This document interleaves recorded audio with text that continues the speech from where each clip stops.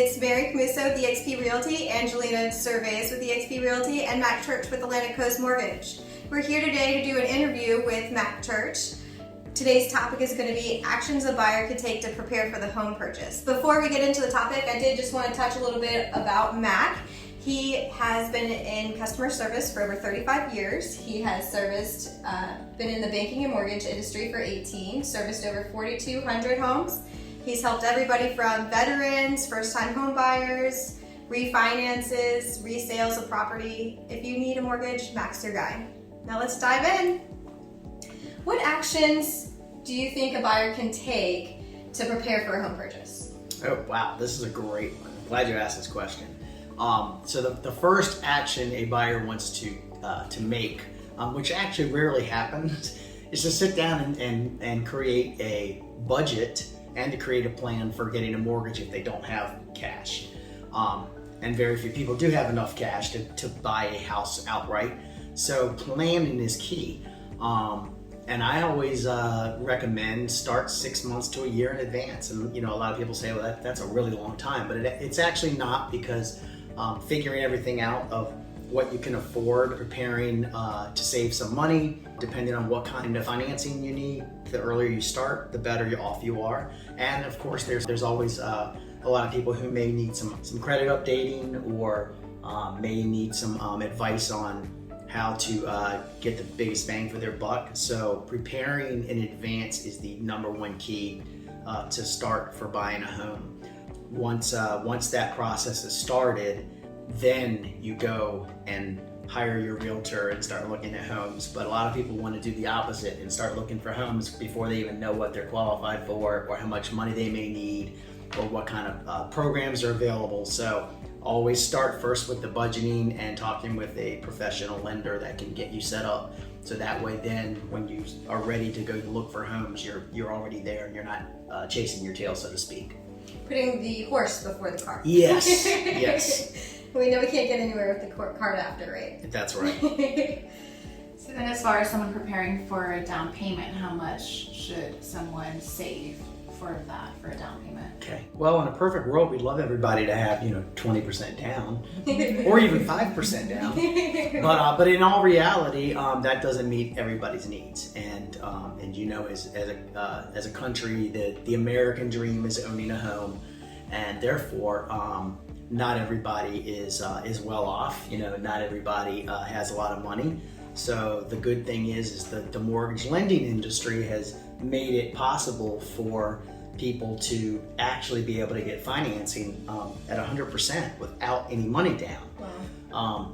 So the more you can save, the better off you are. The less difficult your loan will be, and the more money you'll have to qualify with, more purchasing power. However, if you don't have funds for a down payment, we do have different options. We have first-time home buyer programs, and we do have other options to help with down payment. However, that does not mean you do not need money, because you still need money. There's upfront costs that every buyer is going to have to pay. The general amount for an earnest money deposit or a good faith deposit is usually $1,000.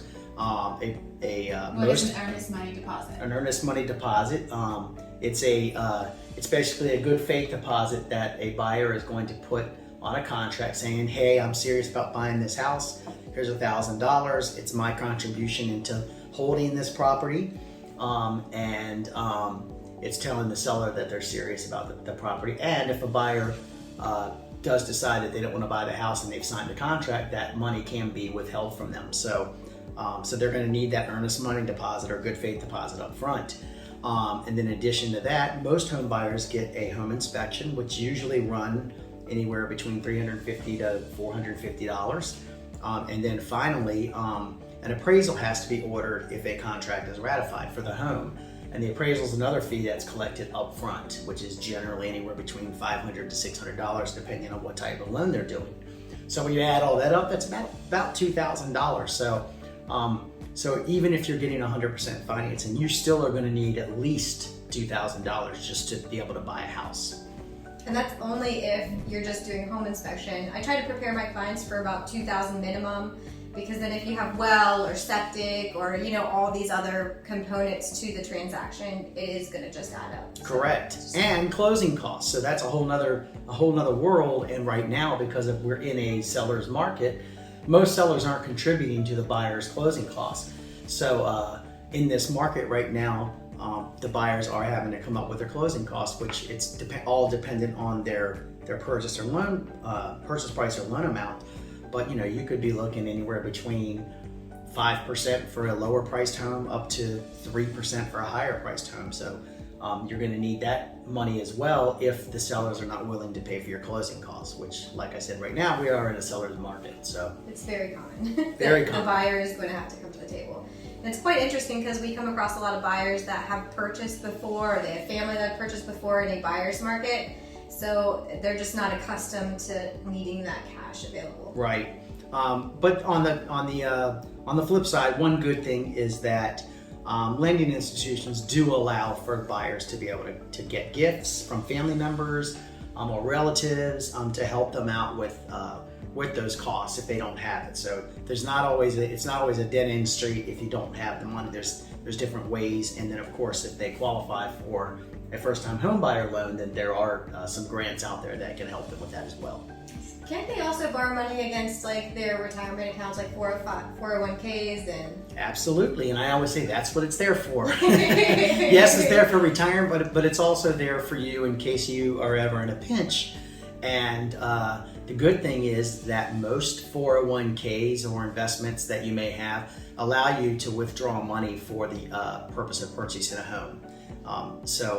And they do allow you to not just take it out as a one-time thing where you're going to get taxed on it, but they allow you to repay it back, where you may pay some of it back against your paycheck. However, as a lender, we don't count that against someone's debt to income, so it's because they're paying themselves back. So that's a great tool to be able to use if they have a 401k or an IRA or a TSP, something like that.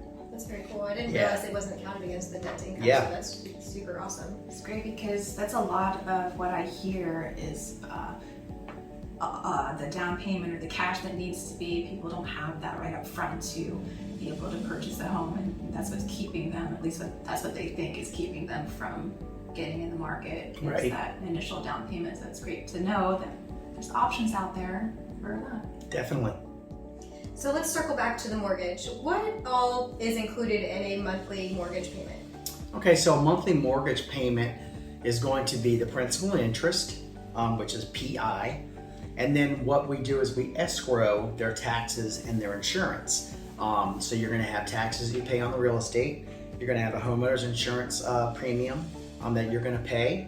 And then if you are putting less down than 20%, there's also going to be mortgage insurance, which the bank actually collects. And that's going to be part of all of that is going to be combined into your mortgage payment. So we call that PITI, and if there's mortgage insurance, MI.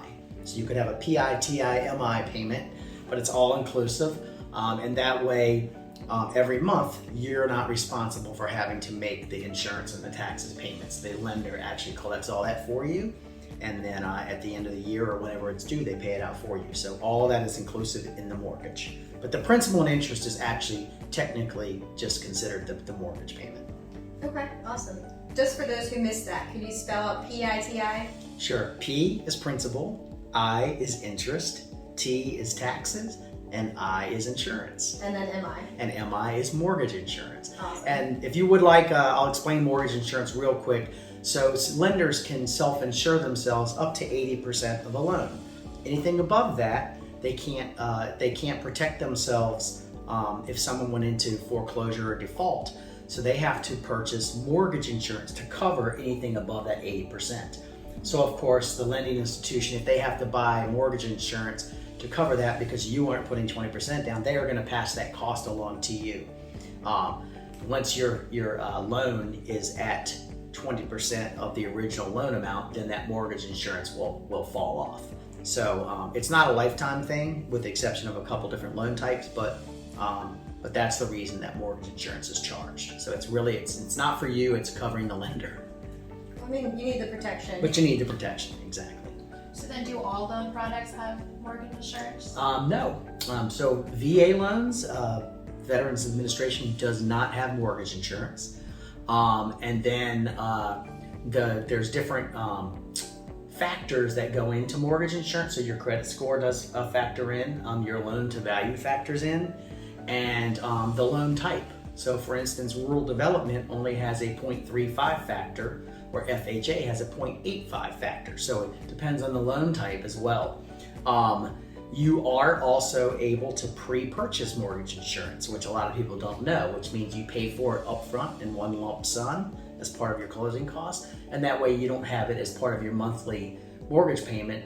And what it usually does is it saves you money in the long run from having that monthly, because it's not going to drop off, like I said, until you have that 20% equity. And so if you prepay it, a lot of times you can save a few $1,000s just and not have that monthly added in, so it keeps your mortgage payment lower too. I had a client last year that it saved him a difference of $7,000. It was 14, it was cut in half to 7. So Yeah. I mean, that's big savings over the long term. Yeah. Now in an environment like we're in right now, where you have appreciation levels so high, it may be worth having the monthly mortgage insurance. Just because you may save money right now, just because it's going to fall off faster than it normally would. But on the flip side, if you don't know if the market stops and it stops appreciating like it has been, then you're gonna then you could have saved money by paying for it up front. So it's kind of like you have to judge it on where you're at in the market, and that's my job to help with that. We appreciate you. Sure, thank you. So many things that you do. All the behind the scenes.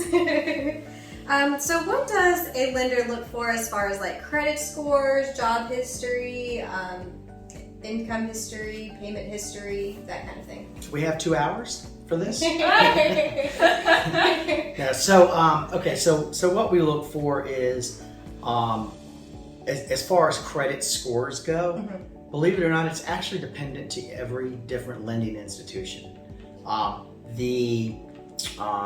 The basis for a conventional loan through Fannie Mae or Freddie Mac, to do a conventional loan, you do need a minimum of a 620 credit score. That's across the board. Doesn't matter what lending institution it is, you have to have a 620. When you start talking about FHA or VA loans, they will go much lower. FHA, I believe, will go as low as a 530. VA, there's really not a credit score requirement. However, if the lower you go, the more money you either have to put down or the higher the rate's going to be. So if somebody was desperate and they really just wanted to buy a house and they didn't care and they had the money, then 620 unconventional, or they could, whatever each different lending institution they go to has their, like I said, their parameters. They could buy that house and then refinance down the road once they improve their credit. That's where our interest rates go. The first-time home buyer loans, however, are higher, and that's because they are either low down payment or no down payment. So the buyer provides more risk. So with that risk, of course, those lending institutions are going to give you a higher interest rate because their whole thing is, they're going to need to make as much money as they can in case of something bad happening down the road. So it's all kind of give and take. The buyers that have the best and highest credit scores are going to get the best rates. It's kind of a reward. The ones with lower credit scores, obviously they're going to get a higher rate because they're more risk. So it depends on everybody's profile. No two people are the same. I frequently hear somebody say, well, my next door neighbor got a X and X rate, how come mine's higher? And it's like, well, you're not your neighbor. Your credit profile is different. The loan types can have different rates too. So generally a government loan, which is your rural development, FHA and VA, the rates on those loans are generally lower than on a conventional loan. So everything is dependent on the individual person and the type of loan they're doing, which establishes their rate. Okay, great. Can't wait to get into some loan products. But we'll save that for another day. Yeah. Thank you so much for your time and helping us get our buyers prepared for what a home purchase looks like and what they could do. Stay tuned for our next part in our video series with our lender, Mac Church, with Atlantic Coast Mortgage.